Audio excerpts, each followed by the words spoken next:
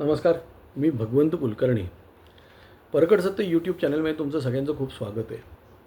आजचा विषय म्हणजे की कोल्हापूरच्या गोकुळ संदर्भातलाच आहे. म्हणजे तिथे गोकुळनी हलाल सर्टिफिकेट घेतलं आणि का घेतलं तर या मुसलमान राष्ट्रांना आपल्याला माल पुरवता यावा म्हणून हलाल सर्टिफिकेट घेतलं. हलाल सर्टिफिकेट घेतलं तर मला म्हणजे हलाल सर्टिफिकेट घेणं हा हिंदूंचा अपमान आहे, हा आई अंबाबाईचा अपमान आहे, हा ज्योतिबाचा अपमान आहे, हा वाडीच्या श्रीपाद श्री वल्लभाचा अपमान आहे. आज ह्या सगळ्यांचा अपमान म्हणजे हे हलाल सर्टिफिकेट आहे.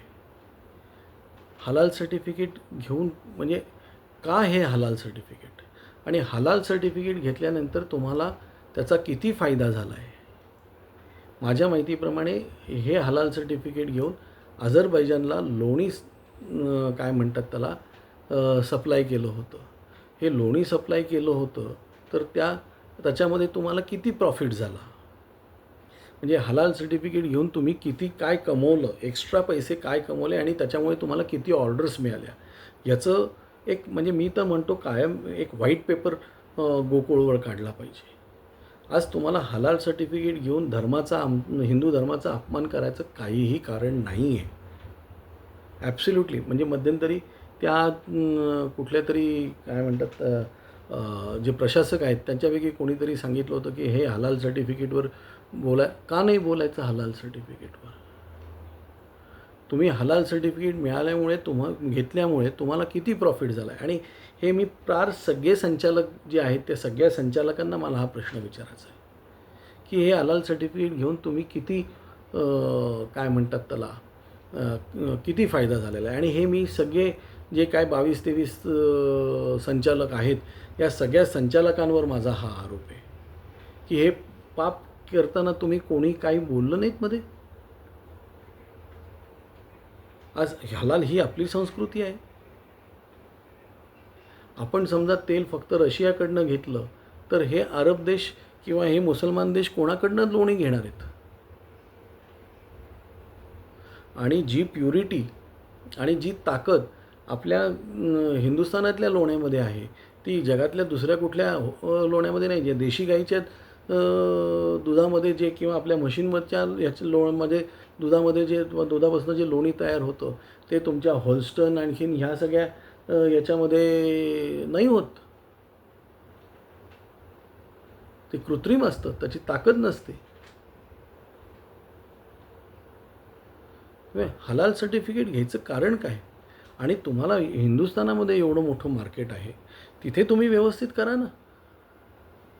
आज अमूल 1 नंबरला असेल तर तुम्ही किती नंबरला आहात.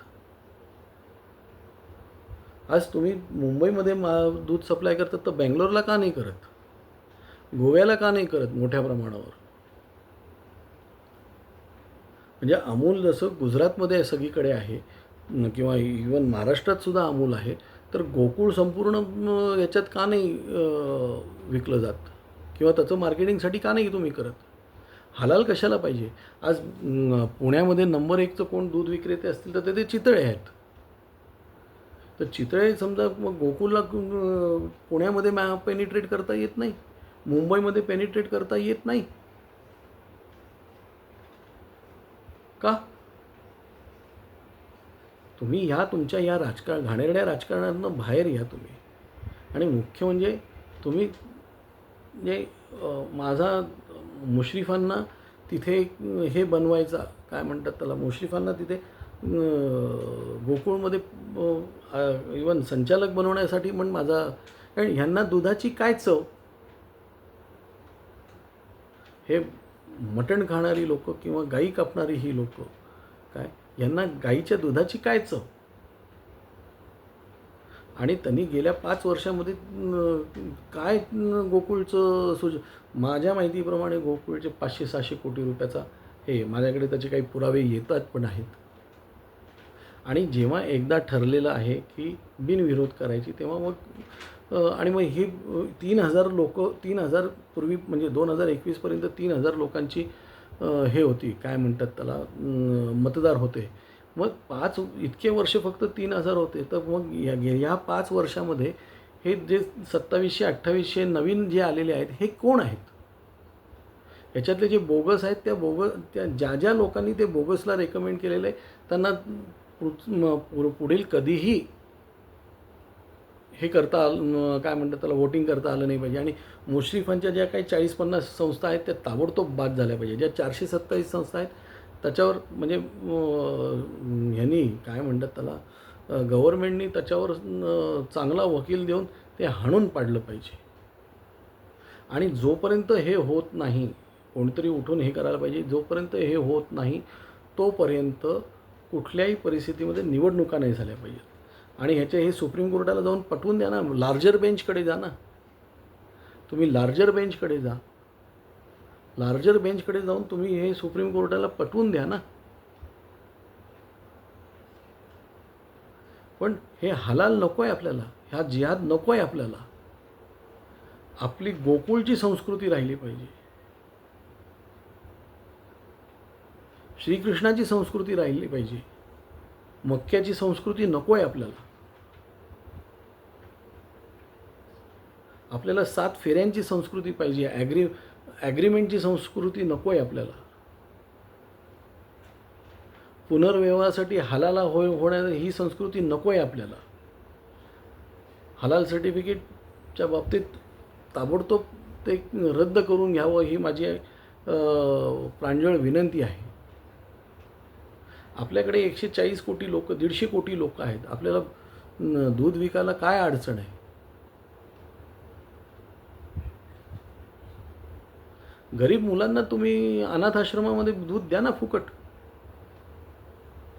अनाथ आश्रमामध्ये तुम्ही फुकट दूध द्या. पण हे हलाल नको आहे आपल्याला. आणि तिथे तुम्ही तुमची आउटलेट्स काढून विका ना. तिथे जे हिंदू लोक आहेत सगळीकडे, ही हिंदू लोक सगळे तुमच्याकडनं दूध घेतील. ही हिंदू लोक सगळे तुमच्याकडनं दूध घेतील.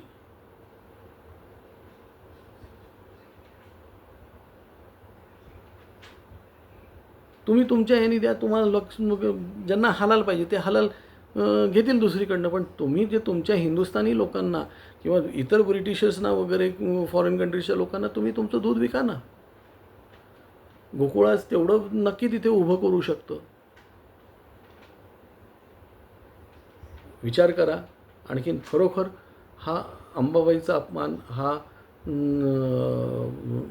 सगळ्या ज्या देवांचा अपमान आहे हा होता कामा नये. आज एवढंच. धन्यवाद.